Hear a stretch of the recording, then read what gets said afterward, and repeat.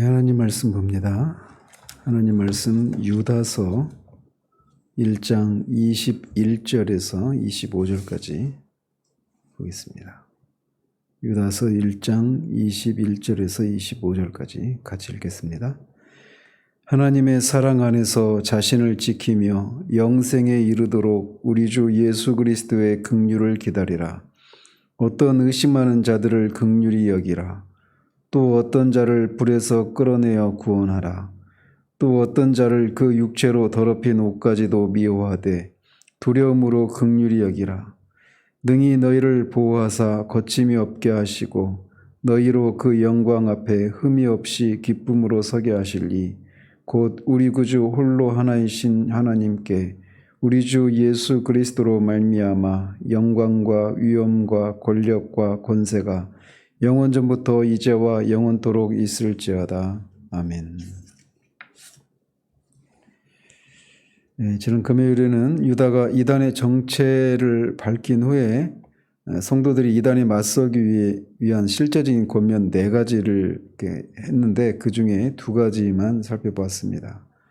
이단에 맞서기 위한 실제적인 권면 살펴본 2가지는 거룩한 믿음 위에 자신을 세우는 것, 그리고 성령으로 기도하는 것, 여기까지 우리가 살펴봤죠. 3번째로 유다는 하나님의 사랑 안에서 자신을 지키라고 권면을 합니다. 앞에 1절에서 유다는 그의 편지를 받는 사람들, 결국은 그리스도인이죠. 그리스도인에 대해서 정의하기를 하나님 아버지 안에서 사랑을 얻고 예수 그리스도를 위하여 지키심을 받은 사람들, 이렇게 말을 했습니다. 즉 하나님의 지키심을 받는 사람들이 그리스도인들인데 바로 그들을 위해서 이제는 그들을 향해서 이제는 하나님의 사랑 안에서 그들이 스스로 자신을 지켜라, 이렇게 말을 하고 있는 것이죠. 그래서 이것도 성화의 원리이기도 하죠. 성화는 성령께서, 우리 안에 계신 성령께서 그 이니셔티브를 주고 주도권을 쥐시고 우리 안에서 어떤 소원함을 불러일으키신다든지 우리에게 어떤 죄를 깨닫게 하신다든지 우리 연약함을 이렇게 훈련하시는 일을 하시고 그 성령의 인도하심 우리가 순종하는 방식으로 성화가 이루어지는 것처럼 하나님께서 성도들을 지키시는 방식도 이런 거라는 거죠. 그래서 하나님의 사랑 안에서 성도는 스스로 자신을 지키는 일을 성도 측에서도 해야 되는데 그 일이라고 하는 것은 소극적인 측면에서 말을 하자면 앞에 이 영지주의자들이 반드시 심판을 받는다라고 하면서 그 근거들을 여러 가지 그 사례들을 들어서 이렇게 말을 하지 않았었습니까? 그래서 그 사람들이 갔던 길을 가지 않는 것, 이것이 자기를 지키는 것이 되는 것이죠, 일차적으로. 그래서 하나님을 믿지 않았던 광야 이스라엘 백성과 달리 하나님을 믿는 그런 것이 있어야 되겠고, 자기 지위를 지키지 않았던 천사들과 달리 하나님 앞에서 우리의 자리를 지켜야 되고, 소돔과 고모라와 그 이웃 사람들이 취했던 그런 다른 육체를 따라가는, 육체의 정욕을 따라 살아가는 삶을 살지 않고 성령의 그런 소욕을 따라 살아가는 삶을 살아야 되는 것이고, 또 하나님의 영광과 권위를 인정하지 않았던 마귀와는 달리 그 천사장 미가엘이 그렇게 하나님의 영광과 권위를 인정했던 그 길을 따라가는 것을 통해 우리를 지키는 것이다 라고 말할 수 있는 겁니다. 그래서 하나님의 사랑 안에 거한다 라고 말할 때 그저 끊임없이 그런 찬송을 막 부르면서 우리 마음이 감정적으로 하나님을 향한 그런 사랑의 감정으로 가득한 그것이 하나님의 사랑 안에 거한 것이 아니라 결국은 하나님의 말씀과 성령의 순종하는 삶을 통해 하나님의 사랑 안에서 자기를 지키는 것이다, 이렇게 말씀드릴 수 있는 거죠. 자, 4번째로 유다는 영생에 이르도록 우리 주 예수 그리스도의 긍휼을 기다리라 라고 권면을 합니다. 이것은 신자가 단번에 주어진 믿음의 도를 믿음으로 단번에 구원을 받죠. 그렇지만 여전히 신자 안에도 여전히 죄가 남아있는 그런 상태라고 하는 것을 전제하고 있는 겁니다. 그래서 그 죄로 인해서 이 마지막 때 그리스도의 긍휼을 필요로 하는 그런 존재들이 성도들이기 때문에 이렇게 그리스도의 긍휼을 기다리라, 이렇게 말을 하고 있는 것이죠. 따라서 이런 권면은 간접적으로는 영지주의자들의 가르침을 반박하고 있는 것이기도 합니다. 그들은 자신들이 구원에 이르는 어떤 지식, 영적인 어떤 체험을 통해서 구원에 이르는 그런 영계에 속한 비밀들과 구원에 이르는 지식을 가지고 있기 때문에 자신들은 어떻게 살아도 괜찮다라고 말하면서 방탕하고 정욕을 따라 사는 삶을 살지 않았었습니까? 그렇기 때문에 그들은 그런 생각을 갖고 있는 사람들은 이미 자신들은 그리스도의 긍휼을 입은 사람들이기 때문에 또 다른 긍휼이 필요 없는 것처럼 살고 있는 사람들이란 말이죠.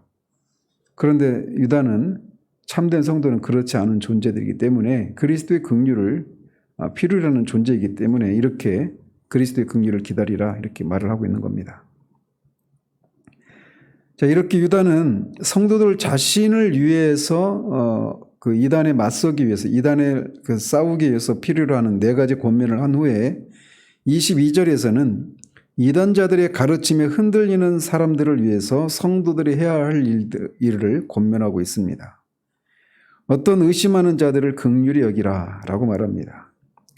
의심하는 자들은 이 영지주의자들, 이 조롱하는 자들에 의해서 미혹을 받고 그들의 주장에 혹해서 자신이 이미 알고 있는 그 단번에 받은 믿음의 도에 대해서 의심하고 흔들리고 있는 그런 사람이라고 할 수가 있습니다.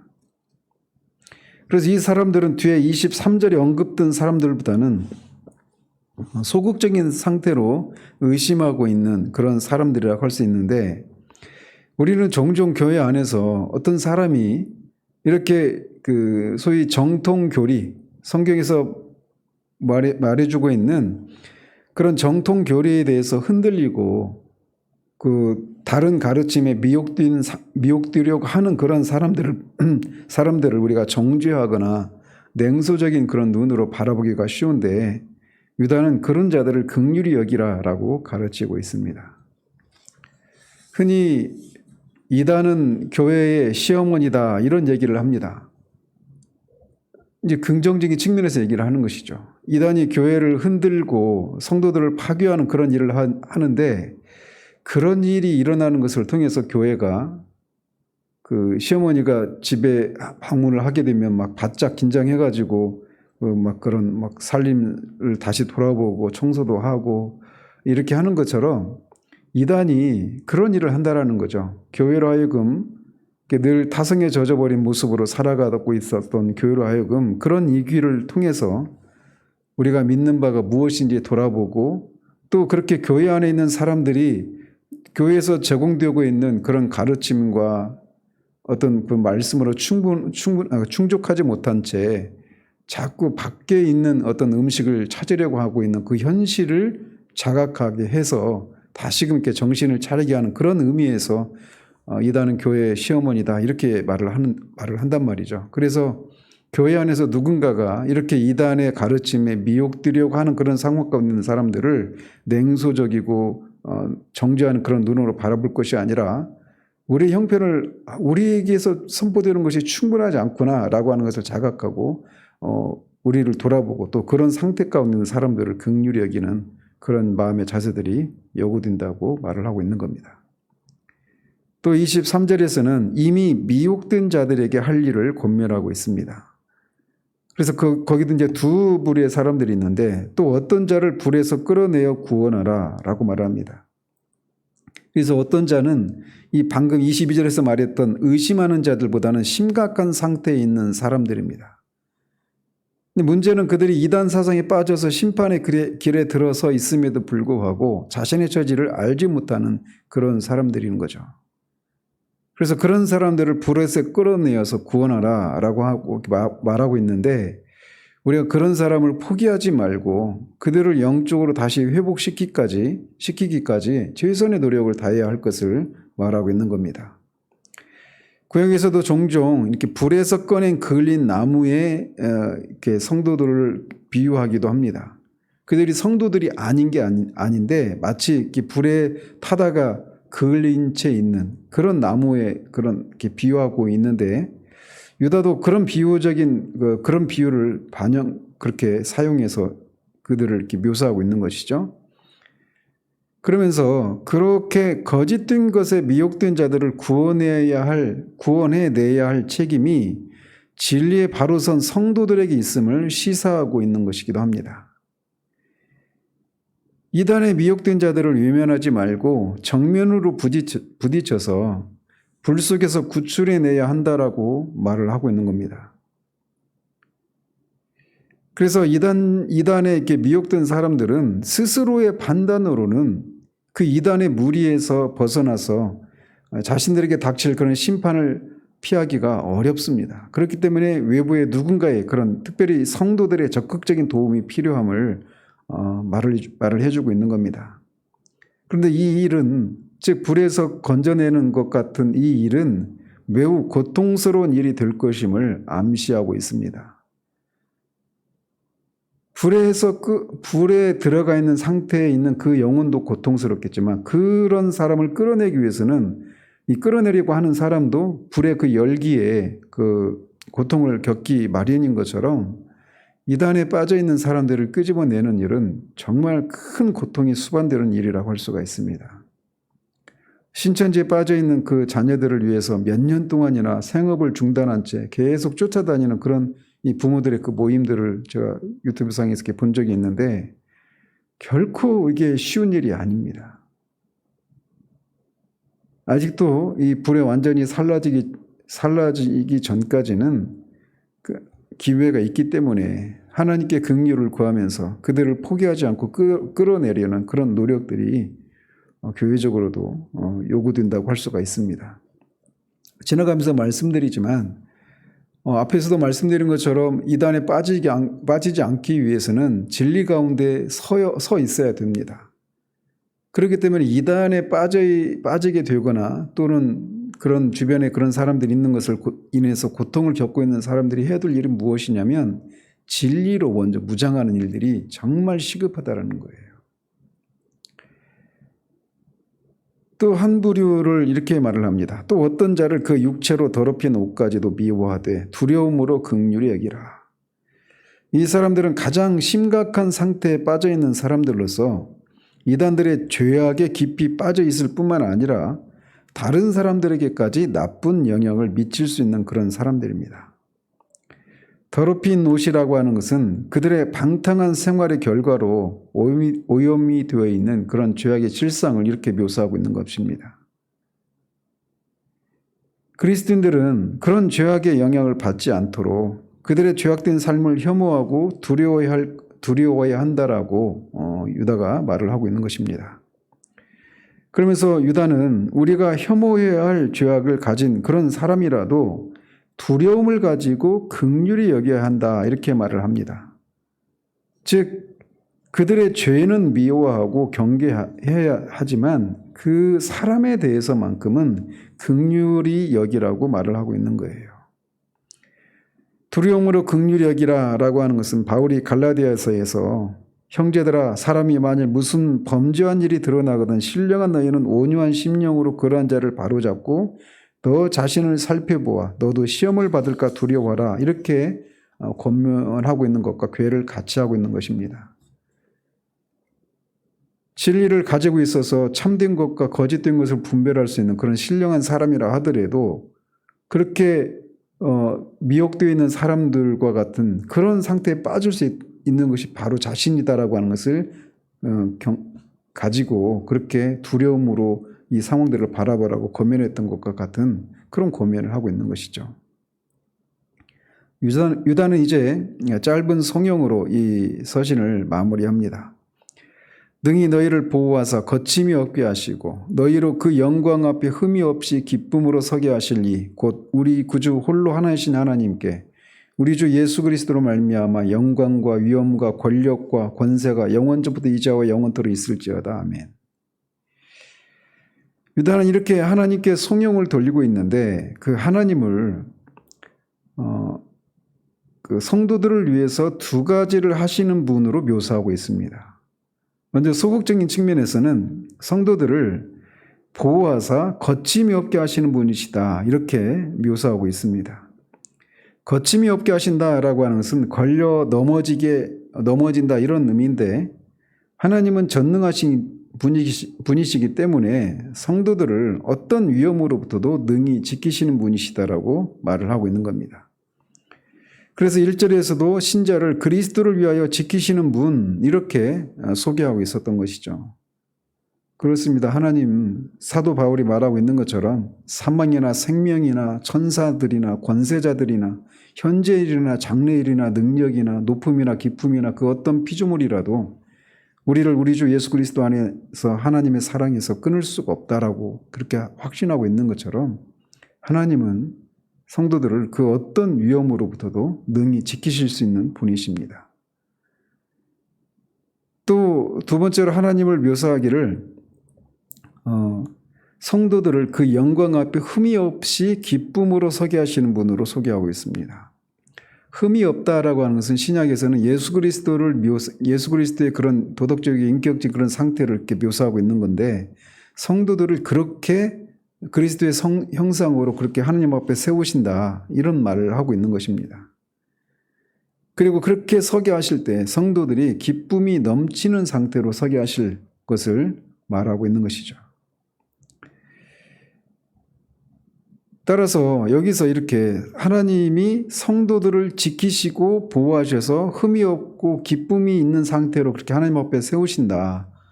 이 얘기는 방금 앞에 20절 21절에서 성도들을 향해서 그 유다가 스스로 지키라 이렇게 말을 했는데 그 성도들이 입장에서 그렇게 진리 가운데 서고 성령으로 기도하고 그 하나님의 그 사랑 안에 거하고 그런 일들을 스스로 성도들이 해야 되는데 그 일의 성공 여부가 하나님에게 있음을 여기서 또 우리에게 말해주고 있는 겁니다. 즉 하나님의 이런 지키시는 일들이 아니면 성도들이 이런 자신을 지키기 위해서 이런저런 노력들을 하는 것이 무용지물이 되는 것이죠. 그래서 성화의 원리와 똑같아요. 성령께서 주도권을 주시고 우리를 지키시고 인도하시는 그래서 우리를 거룩하게 만들어 가시는 일들을 하시면서 또 성도인 우리가 또 그 일에 순종하는 것을 통해서 이렇게 협력하는 일들을 해야 하지 않습니까? 그러나 그 모든 것의 결과는 최종적인 그 동력은 성령께 있기 때문에 성령은 성화는 성령의 사역이다 이렇게 말을 할 수 있는 것처럼 여기서도 똑같은 얘기를 하고 있는 것입니다. 그래서 우리가 해야 될 일들을 다 한 후에 나는 다만 무익한 종이다 라고 하는 이런 고백을 해야 되는 이유도 바로 여기에 있는 것이죠. 또 그는 우리 구주 홀로 하나이신 하나님께 우리 주 예수 그리스도로 말미암아 영광과 위엄과 권력과 권세가 영원전부터 이제와 영원토록 있기를 바라면서 서신을 마칩니다. 여기서도 하나님을 구주로 이렇게 부르고 있는데 이런 경우들은 흔치 않습니다. 구주하면 예수 그리스도를 가리키는 것이 통상적인데 여기서는 성부 하나님을 구주라고 그렇게 묘사하고 있어요. 이것은 앞에 24절과 관련해서 이렇게 부르고 있는 것입니다. 하나님이 보호하시고 거침이 없게 하시고 이렇게 흠이 없게 하시는 이런 구원의 일들을 하시는 그렇게 묘사하고 있는 것과 연관지어서 하나님을 구주 이렇게 부르고 있는 것이죠. 자, 그러면서 우리 주 예수 그리스도로 말미암아라고 하는 말을 덧붙이고 있습니다. 그러니까 하나님께서 성도들을 구원하신 이 일이 예수 그리스도를 통해서 이루어지기 때문에도 우리 주 예수 그리스도로 말미암아 이런 표현을 붙이기도 하고 그렇게 예수 그리스도의 구속 사역을 통해서 궁극적으로는 하나님께 영광과 존귀가 돌려지기 때문에 이렇게 그 영광과 권능이 그렇게 하나님께 있기를 위해서 예수 그리스도로 말미암아라고 하는 말을 덧붙이고 있는 것이기도 합니다. 하나님께 영광과 존귀가 영원토록 있다라고 하는 것은 반대로 보면 다른 측면에서 보자면 성도들이 받게 될 그 영광도 그렇게 영원하다라고 하는 것을 또 암시하고 있는 것이기도 합니다. 자, 이렇게 유다서는 25절로 구성된 짧은 서신이지만 여기서는 이단의 실체가 이단의 본질이 무엇인가를 다루고 있는 그런 서신이라고 할 수 있습니다. 그래서 이단은 하나님의 권위를 도전하는 것이고 육체의 정욕을 따라가는 것이고 하나님의 영광을 이렇게 조롱하는, 그리고 결국 자기 욕심을 채우기 위한 그런 탐심을 채우기 위한 그런 사람들에 불과하다. 여러 가지로 뭐 어떤 복잡하고 또는 뭐 뭔가 있는 것처럼 말하지만 실체는 그런 거라는 거죠. 그리고 그 이단에 빠지지 않기 위해서 필요한 것이 무엇인지, 또 빠지지 않는 것을 넘어서서 그들과 싸우기 위해서 우리 성도들이 갖춰야 될 것이 무엇인지, 또 이단의 가르침에 미혹되려고 하는 사람들, 또 미혹되어서 또 어느 정도 그런 가르침에 빠져서 그 삶도 그냥 그렇게 이단이 요구하는 대로 살고 있는 그런 사람들을 어떻게 대해야 될 것인가에 대해서 이단과 관련해서 이렇게 포괄적인 내용들을 다 담고 있는 그런 서신이라고 할 수가 있습니다. 이런 면에서 유다서는 여전히 유효하고 주님의 재림을 앞둔 이 시기에 정말 더욱더 필요한 서신이다라고 말할 수가 있습니다. 왜냐하면 지금 이단이 너무나 많이 존재하고 있기 때문에 그렇습니다. 데비드 웰스가 신학 실종이라고 하는 그런 책을 썼는데 그 원래는 그게 원제가 진리가 설 자리가 없다 이런 책입니다. 그런 책 제목인데 우리나라에서 이제 신학 실종 이렇게 번역을 했는데, 교회가 신학이 없는 게 아니에요. 그걸 부정하는 건 아닌데 그게 뒷방 노인네처럼 그렇게 중심에 있지 못하고 그냥 이렇게 뒤로 내팽개쳐져 있는 그런 현실을 그렇게 표현하고 있는 것이죠. 근데 그건 미국 교회의 현실만이 아니라 한국 교회의 현실이기도 합니다.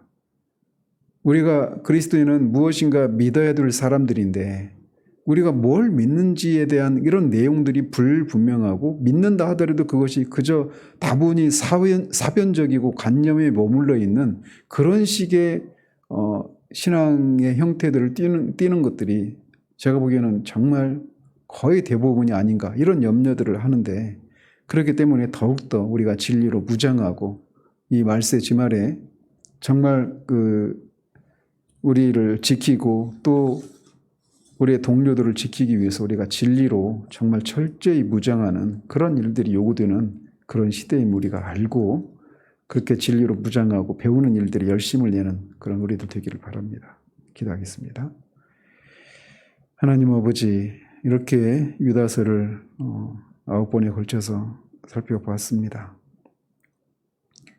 이 유다서에서 말하고 있는 내용들을 형태는 다르지만 본질적으로는 똑같은 일들이 지금 우리가 살고 있는 이 시대에도 버젓이 벌어지고 있고 더욱더 기승을 부리고 있는 이 현실을 볼 수 있는 눈들을 허락해 주시기를 소원합니다. 그저 교회를 다니고 예배를 드리면서 우리 마음이 감정적으로 충만해지고 감격을 받고 감동을 받는 이런 것이 우리의 신앙의 목표로, 그런 것을 목표로 하는 우리들 되지 않기를 원합니다. 우리가 무엇을 믿는지, 또 우리가 어떤 진리를 지켜야만 하는지, 이것에 대해서 우리가 배우고 알아가는 일들에 열심을 내는 그런 우리들 되기를 소원합니다. 진리로 철저히 무장하지 않은 채 우리가 이 세상에서 우리를 흔들려고 하는 수많은 그런 유사한 그런 진리들, 그런 것들에 맞설 수 있는 그런 힘들이 있을 수 없음을 우리가 기억하고 진리를 배우고 그것을 수호하는 일들에, 또 미혹된 사람들을 이렇게 세우는 일들에 우리가 열심을 내는 우리 모두 되기를 주님 소원합니다. 예수 그리스도 이름으로 기도합니다. 아멘.